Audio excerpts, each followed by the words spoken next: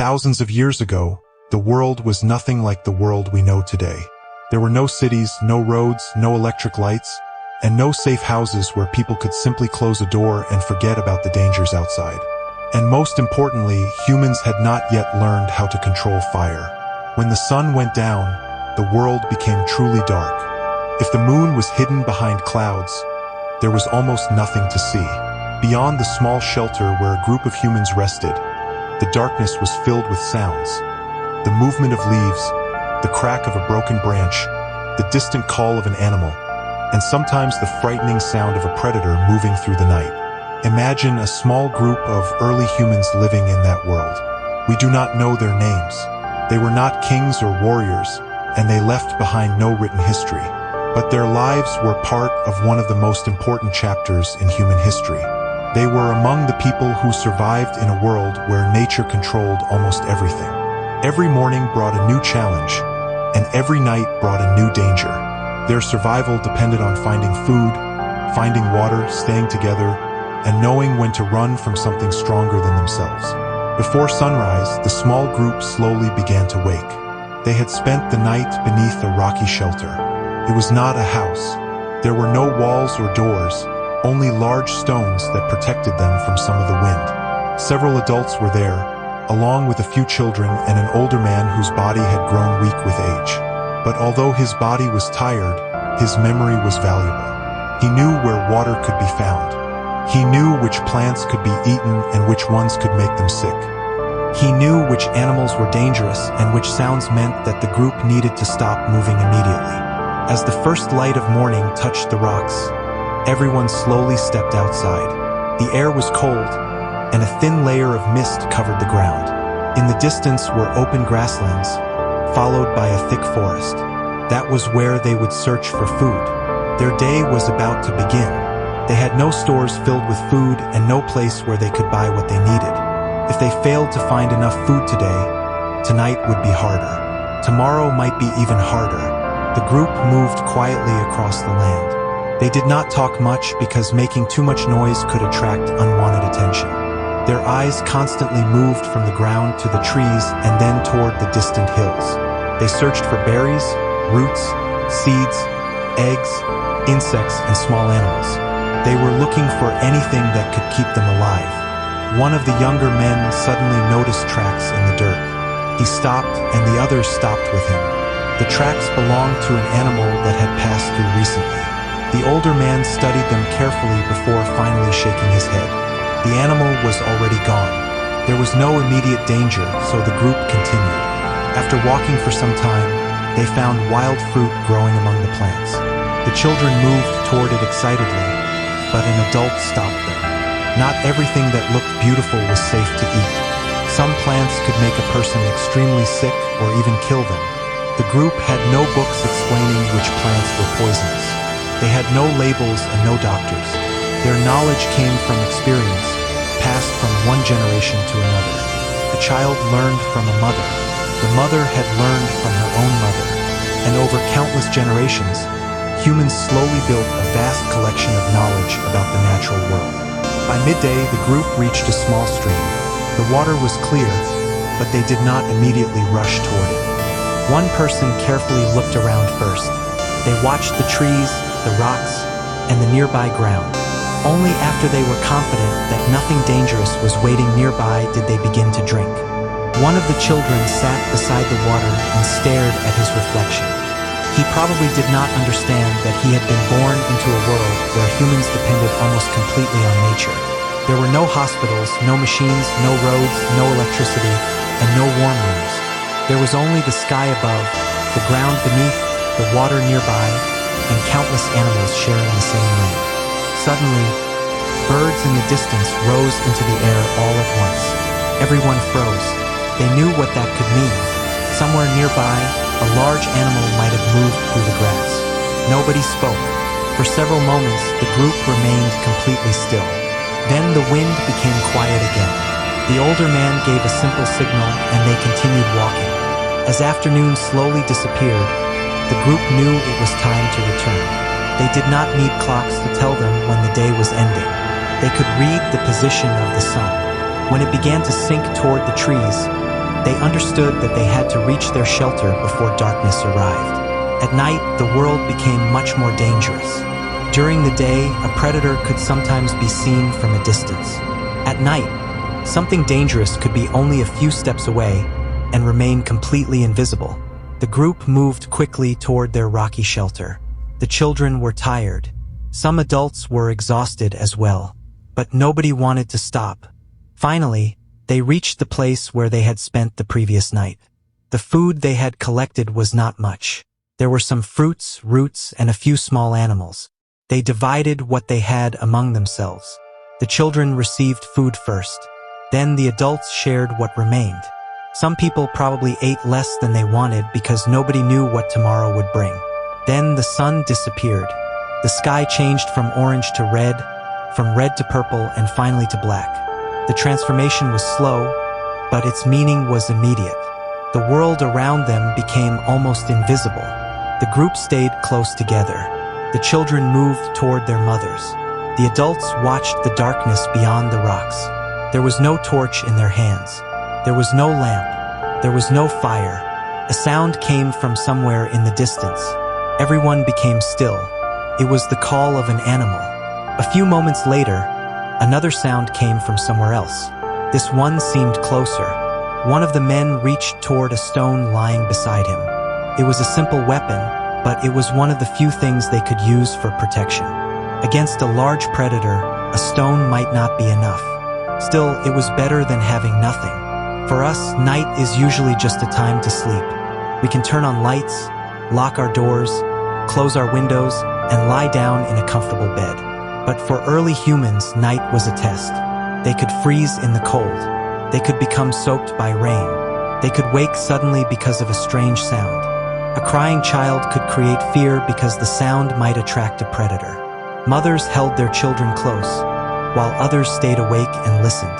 Someone had to remain alert while the rest of the group slept. They did not fully understand fire yet, but they had seen it before. They had seen forests burn after lightning. They had watched dry grass catch fire. They had seen flames moving across distant hills. They knew that fire produced heat and light. They knew animals sometimes stayed away from it. But seeing fire in nature was one thing. Controlling it was something completely different. Then, one night, the weather changed. Dark clouds gathered in the sky. The air became heavy. Thunder rolled across the land. The group huddled beneath their rocky shelter as rain approached. Suddenly, a tremendous flash of lightning struck a dry tree nearby. A section of the tree caught fire. The humans were terrified. They moved backward and watched from a distance. The flames danced across the dry wood. Smoke rose into the night. The children hid against their mothers. Nobody understood exactly what they were seeing, but they could feel the heat even from several steps away. One of the adults slowly moved closer. He reached out a hand and immediately pulled it back. The heat was intense. He did not try again, but he had learned something important. This strange glowing thing was hot, created light, and something even more surprising was happening. Some animals were keeping their distance from it. That night, the group stayed near the burning tree. For the first time, the darkness around them was not complete. The fire created a small circle of light. They could see one another's faces. They could see the ground. They could see the trees nearby. The cold became less painful, and the darkness seemed to move farther away. The older man stared at the flames. Perhaps he did not understand how fire worked. Perhaps he could not imagine what it would eventually mean for humanity. But he could see that it was important, very important. By morning, the fire had almost disappeared. Only a few glowing pieces of wood remained. One of the humans brought dry grass closer. Smoke rose from the material, and then a small flame appeared again. Everyone stopped and watched. They had discovered something. Fire did not have to be only something that appeared after lightning. Perhaps it could be kept alive. They began collecting dry wood. Some pieces burned quickly, others burned slowly. They experimented. They made mistakes. They tried again. Slowly, through countless attempts, they learned how to keep the flame alive. This is how much of human knowledge was created, not in a single day, and not by one person, but through thousands of small discoveries repeated across generations. Fire slowly began to transform their lives. First, it pushed back the darkness. Then it provided warmth. Eventually, humans discovered that heat could change food. Some foods became softer and easier to eat. Their taste changed. Their bodies could make better use of certain foods. The possibilities of survival began to expand. But fire offered something else. It gave people a reason to gather. Instead of hiding separately in the darkness, humans could sit together around a warm, glowing center. They could watch one another's faces. They could communicate through gestures and sounds. Older members of the group could teach younger members what they had learned. Stories could be shared. Knowledge could travel from one generation to another. Think about one of those children sitting beside the fire. The child had spent the morning searching for food with the adults. He had watched his reflection in the stream. He had been frightened when the birds suddenly flew away. And at night, he had stayed close to his mother because the darkness was frightening. Now he was looking at the flames. He did not know that this small fire would become one of the foundations of human civilization. He did not know that thousands of years later, humans would use fire to melt metal, make tools, build cities, power machines, and eventually launch rockets into space. To him, fire was simply a warm light, a source of comfort, a mystery, and sometimes the biggest changes in history begin with something that seems very small. Today, fire feels ordinary to us. We use it to cook food. We use it to heat things. We see lights everywhere around us. We can make darkness disappear with the flip of a switch. But once, darkness ruled the night. Once, humans slept beneath rocks.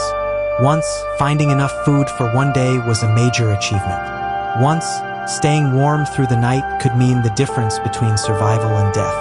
And once, a small flame was almost like magic. The humans who lived in that distant world were not so different from us. They were afraid. They became hungry. They became tired. They loved their families. They protected their children. They wondered about the world around them. They simply lived in a world that demanded much more from them. Their journey continued for thousands of years. Generation after generation learned how to use fire more effectively. They discovered which would burn best. They learned how to carry fire. They learned how to cook. They discovered that heat could change materials. Slowly, humans gained more control over their environment. But nature never became completely safe. Storms came, floods came, droughts came, predators came, cold seasons came. Many groups disappeared. Many people died, but some survived. And wherever humans survived, knowledge continued. And eventually, fire continued with them. Imagine one final night in that ancient world. The group is sitting together around the flames. The children have fallen asleep. Someone is placing another piece of wood onto the fire. The older man is watching the glowing embers. He does not know what the future holds. He does not know that one day humans will build enormous cities. He does not know that people will cross oceans. He does not know that humans will fly through the sky. He does not know that one day people will walk on the moon. He knows only this moment. Tonight there is fire. Tonight they are warm. Tonight the darkness has been pushed back. And for them that is enough. Perhaps the greatest changes in human history do not always arrive with thunder. Sometimes they begin with a tiny flame. A person watches it. A child sees his hands glowing in its light. A family feels warmth instead of cold. And that tiny moment continues through thousands of years. Tonight, when you turn off the lights in your room, take a moment to imagine that ancient world. Imagine a night when there were no electric lights, no street lights, no locked doors, no comfortable beds, only the sound of the wind, the movement of animals, the cold air, and the darkness stretching in every direction. And then imagine a small fire glowing in the middle of it all. For those ancient humans, that little flame was more than heat. It was light, it was protection, it was comfort, and perhaps, without them knowing it, it was the beginning of something much larger. The long story of human civilization had begun to change. Slowly, quietly, one small flame at a time. and as the fire burned through the night, the people gathered around it slowly fell asleep. The darkness remained outside, but it was no longer complete, because now there was light